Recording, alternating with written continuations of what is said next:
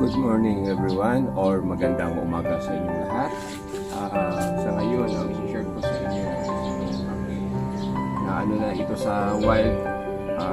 Then nilipat ko dito sa pad, then for how many months na siguro nalimutan. So ito na siya. So gagawin ko nito is tanggalin itong dahon or mga sanga hindi dapat, then i-try ko i-iway kung ano nga kaya ko na magawa itong form. So this is very old na. In fact is this area here, try ko sana na balutan or tanggalan ng balat para mag-produce ng root. So it happened na pag scratch ko dito is this area is patay na. So ang nagdalas niya sa buhay niya is ito na lang mga ugat. So pabayaan ko na lang itong area, this one here. Sana magsigipan ito ng mga roots or mga roots.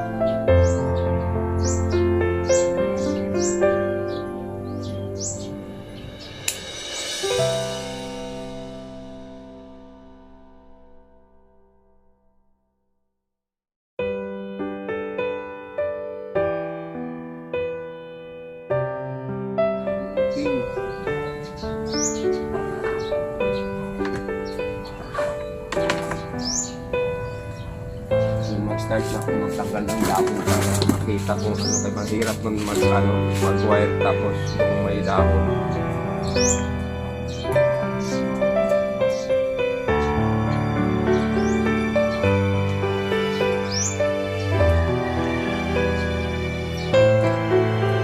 Kaya kaunti lang yung dahon nitong baskos isa walang init kung sabi na palaki.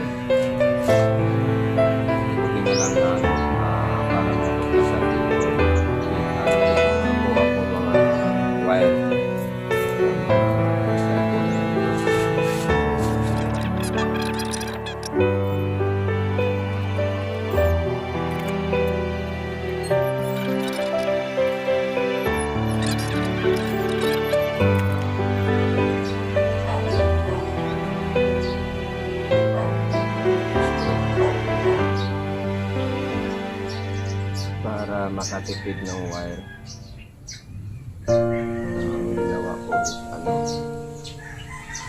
and 2. So bali isang wire, dalawang sanga.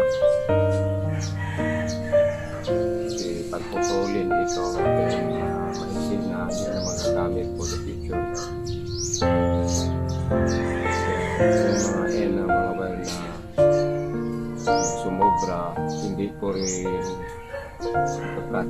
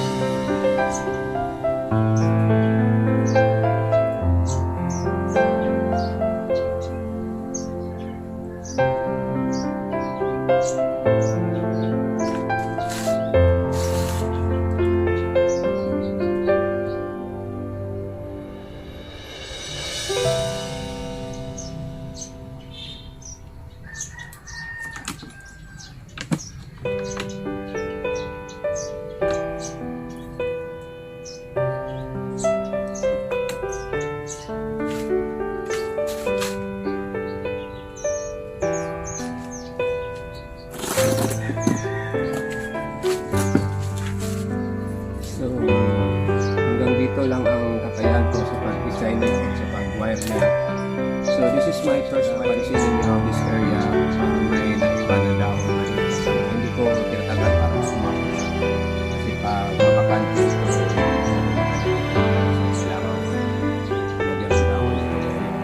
so, ito na lang ang napili kong gawing front straight dito. Kasi may patay na area palikod. So if ever try ko balutan ito o panitan itong area para maglabas ng rot. So panitan ako ito, tanggalan ko ng balat tapos lagyan ko ng rot hormone. Then kung maglabas na siya ng ugat, so mapinapan itong area nito. So hindi maganda na siya. So ito lang ang masishare ko for this day about my Golden Ficus at saka first wiring ng aking Golden Ficus. Maraming salamat sa panonood. God bless you all. Bye-bye.